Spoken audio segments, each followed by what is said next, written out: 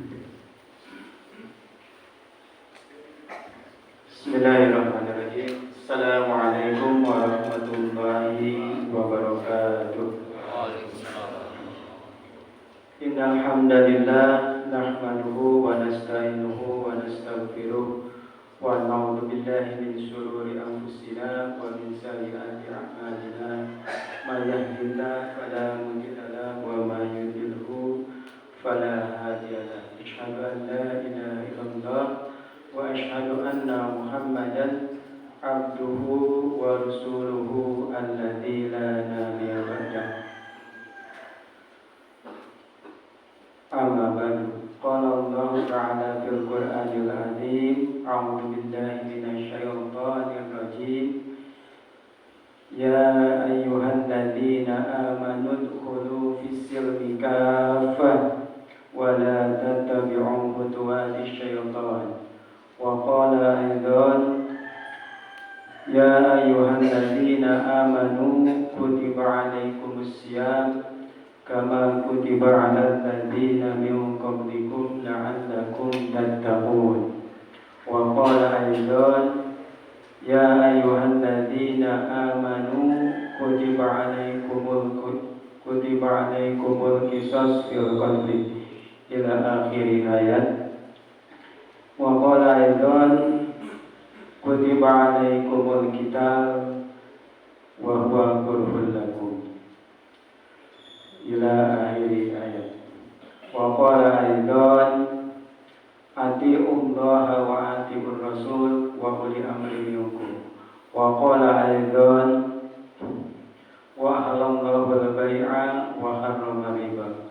Wa qala aidan qala Rasulullah sallallahu alaihi wasallam al-mu'minuna syuraka'u fi thalathin al-kala'u wan-naru wal-ma'u. Shadaqallahul azim wa sadaqa nabiyul karim wa ala alihi wa nahnu ala dzalika minasy syahidin wasyakirin. Qala rabbi shrah li sadri wa yassir li amri wahlul 'uqdatam min lisani yafqahu qawli. Hadirin jamaah rahimakumullah, marilah kita sama-sama memanjatkan puja dan puji serta syukur kita kehadirat Allah Subhanahu wa taala atas limpahan rahmat dan nikmatnya, terutama nikmat iman dan Islam, sehingga alhamdulillah pada kesempatan hari ini di 10 hari terakhir ya di bulan Ramadan, kita masih bisa menjalankan aktivitas ibadah kita, yaitu puasa di bulan Ramadan, kemudian melaksanakan ibadah sholat subuh, dan sebagian teman-teman yang alhamdulillah ada yang melaksanakan iktikaf di masjid. Nah, hadirin rahimahumullah, seharusnya di akhir Ramadan ini kita lebih meningkatkan aktivitas ibadah kita, karena di situ ada keutamaan gitu kan yang dicontohkan oleh Rasulullah SAW kepada kita semua. Baik, hadirin rahimakumullah, sebelumnya saya sudah menyampaikan beberapa ayat ya, gitu. Beberapa ayat terkait puasa, kemudian terkait kisos dan lain sebagainya. Biasanya kalau di akhir-akhir itu tema tentang puasa itu sudah dijelaskan di awal ya. Mulai pertama kali disampaikan oleh Ustaz Rijal terkait keutamaan di bulan suci Ramadan gitu kan. Kemudian keutamaan orang yang melaksanakan ibadah puasa. Kemudian Ustaz Baisuni juga sebelumnya sudah menyampaikan hal yang sama ya. Nah, biasanya kalau di akhir-akhir itu bingung gitu ya. Apa yang kira-kira yang disampaikan gitu kan? Karena tema-tema tentang puasa itu sudah disampaikan di awal gitu kan.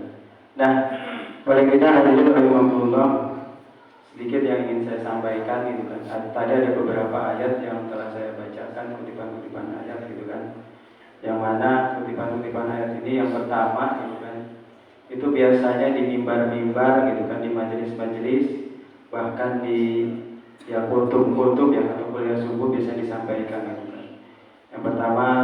tentang puasa gitu. Nah itu biasanya menjelang memasuki bulan Ramadan atau ketika di kultum tarawih itu bisa disampaikan. Nah, paling tidak ingin ada sedikit yang ingin disampaikan.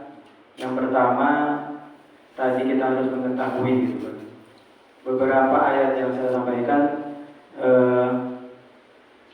paling tidak kita mengetahui terkait masalah kitab syar'i gitu, atau seruan syarat ya di dalam ayat tersebut gitu kan, bahwa sudah dijelaskan pula sama para asatid gitu kan, bahwa di situ ada seruan kepada orang-orang beriman, ya ayyuhalladzina amanu, wahai orang-orang yang beriman, kutiba gitu. Nah itu kata kutiba sudah banyak dijelaskan oleh para asatid, oleh para ulama, para guru-guru kita gitu, bahwa itu bermakna buridu atau diwajibkan.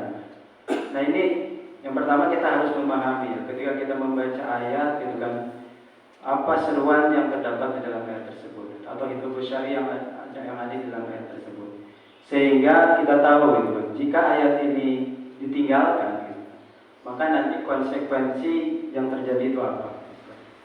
Terus kemaslahatan ketika kita mengamalkan ayat tersebut itu apa. Nah itu yang pertama. Yang kedua, kita harus memahami ketika Allah Subhanahu wa Ta'ala gitu kan memberikan seruan seperti itu gitu kan, tidak lain tujuannya adalah bentuk kasih sayang Allah kepada hamba-Nya.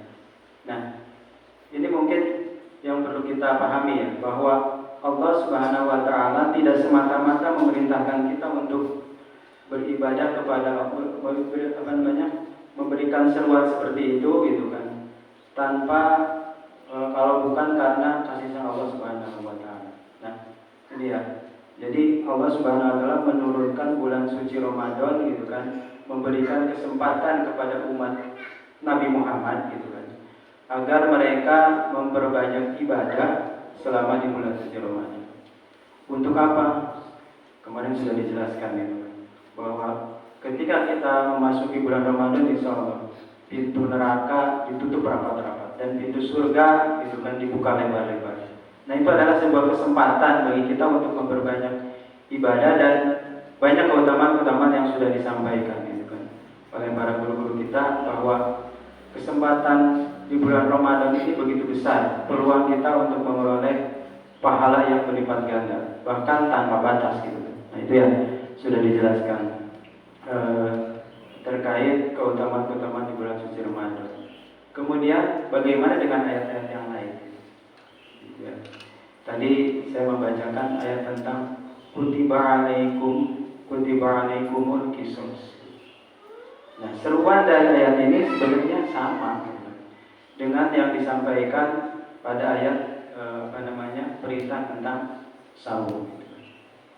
Tapi pertanyaannya gitu, kalau mungkin bagi sebagian orang gitu kan, wah ini kita berbicara tentang masalah kisos gitu kan, mungkin gambaran-gambaran orang yang tidak memahami begitu baik tentang ayat ini bisa jadi ya prasangkanya negatif gitu kan, atau mungkin dia tidak mengetahui dengan baik apa kira-kira yang bisa diperoleh dari ayat tersebut gitu. Nah ini salah satu ayat tentang kisos. Kisos ini juga merupakan bagian dari kasih sayang Allah kepada hamba-Nya. Jadi ketika ayat ini diamalkan gitu kan, di tengah-tengah kita gitu kan, maka di situ ada kemaslahatan, maka di situ ada kebaikan yang bisa kita peroleh. Nah, kemudian gitu kan, jika misalnya bagaimana kalau kita tidak bisa mengamalkan ayat ini? Nah, konsekuensinya mungkin bisa kita lihat saksikan pada saat ini gitu. Ketika kita banyak ayat-ayat Al-Quran yang tidak bisa kita amalkan gitu kan, maka kalau kita lihat gitu kan, berapa banyak misalnya sekarang nyawa manusia gitu kan yang hilang atau mungkin yang terzolimi gitu kan, ketika dia melakukan kezoliman itu gitu kan, maka tidak mendapatkan hukuman yang sama apa yang dia perbuat. Nah ketika itu gitu kan tidak dia peroleh bagaimana mendapatkan hukuman yang sama, maka ya nanti di akhirat gitu kan akan mendapatkan hukuman yang jauh lebih pedih. Nah Ini bentuk kasih sayang Allah kepada hambanya gitu kan, bahwa ketika dia mengamalkan ayat tersebut gitu kan, maka kalau di dalam Islam itu ada yang namanya fungsi jawabir dan jawabir. Jadi penerapan hukum syara itu ada fungsi jawabir dan jawabir. Nah, fungsinya adalah mencegah dan menembus dosa. Ketika dia bisa mengamalkan ayat tersebut, maka insya Allah gitu kan, di akhirat tidak akan mendapatkan yang namanya kisos lagi. Gitu kan. Sedangkan ketika dia tidak bisa mengamalkan ayat tersebut, dia akan mendapatkan kisos di akhirat. Nah, ini bentuk kasih sayang Allah kepada hambanya gitu kan, supaya bisa mengamalkan ayat tersebut. Dan dia ketika mengamalkan ayat tersebut, maka di akhirat insya Allah tidak akan mendapatkan kisos kembali. Sedangkan hukuman yang ada di akhirat itu jauh lebih pedih. Nah ini ya, salah satu bentuk kasih sayang Allah kepada hamba. Kemudian ayat lain menjelaskan tentang kita. Kita. Dan ini juga merupakan bentuk kasih sayang Allah kepada hambanya gitu kan. Bagaimana Islam mengajarkan tentang kita. Jadi Islam tidak pernah mengajarkan kepada kita dilarang untuk mencari musuh gitu kan. Dan kita juga dilarang untuk lari dari musuh. Nah, ketika kita tidak bisa mengamalkan ayat tersebut gitu kan, maka ya seperti kita ketahui saat ini gitu kan, ketika kita diserang mungkin sama musuh, kita nggak tahu bagaimana cara menghadapi musuh. Bagaimana Rasulullah SAW dan para sahabat mengamalkan ayat ini tuh di bulan suci Ramadan gitu. Jadi para sahabat itu gitu kan, seperti kita ketahui ya, yang namanya perang Badar gitu kan. Perang Badar itu terjadi di bulan apa? Bulan suci Ramadan gitu. Jadi kita bisa bayangkan ya, kata Ustaz Baisuni kemarin menyampaikan gitu kan, kita berpuasa di Bogor itu ya udaranya seger Ustaz ya, gitu kan. Kemudian ya adem lah ya, ketika dibandingkan berpuasa di di Cirebon, beliau lebih panas katanya. Kemudian ketika berpuasa di Timur Tengah gitu, itu luar biasa panasnya gitu kan. Tapi Rasulullah SAW itu gitu kan, kalau kita bandingkan ya, kehebatan beliau berpuasa di saat ini gitu kan, ketimbang beliau berpuasa, ketimbang puasanya para sahabat dan Rasulullah SAW itu jauh lebih lebih besar tantangannya gitu kan, karena Rasulullah SAW mengamalkan ayat tentang kita itu di bulan suci Ramadan gitu kan. Nah ini sebuah pelajaran bagi kita gitu kan, bahwa ayat-ayat tadi tentang jual beli gitu kan, tentang wahalallahu bai'a wa harrama riba gitu kan. Kemudian ayat yang lainnya ati ummawati rasul, kemudian tadi hadis yang saya bacakan gitu kan. Nah itu semuanya gitu kan, itu merupakan bagian dari bentuk kasih sayang Allah kepada hambanya gitu kan, supaya hambanya ketika menjalani kehidupan ini sesuai dengan apa yang telah disyariatkan gitu kan oleh Allah Subhanahu wa taala gitu kan. Nah, kemudian kesimpulan dari kuliah subuh ini tadi di awal gitu kan, saya bacakan bahwa udkhulu fisilmika apa gitu kan. Kita diperintahkan oleh Allah Subhanahu wa taala gitu kan untuk memasuki kepada Islam itu secara kafah. Maka derajat takwa itu gitu kan bisa kita peroleh gitu kan dengan syarat tadi kalau kita bisa menjalankan mengamalkan ayat-ayat tadi gitu kan. Jadi predikat takwa itu gitu kan, atau derajat takwa itu gitu kan, kalau di saat sekarang itu kita sulit ya untuk memperoleh derajat takwa itu, karena memang mungkin bisa jadi ya orang melaksanakan ibadah puasa tapi dia melakukan riba. Nah ini merupakan fenomena yang terjadi di tengah-tengah kita gitu. Karena tadi ketika kita memahami Islam gitu kan, tidak kafah ya, tidak totalitas, sehingga yang terjadi di tengah-tengah kita ketika mereka gitu kan melakukan ibadah puasa gitu kan, tetapi di sisi lain mereka melakukan yang namanya aktivitas ribawi. Kalau kata orang mah riba itu katanya kalau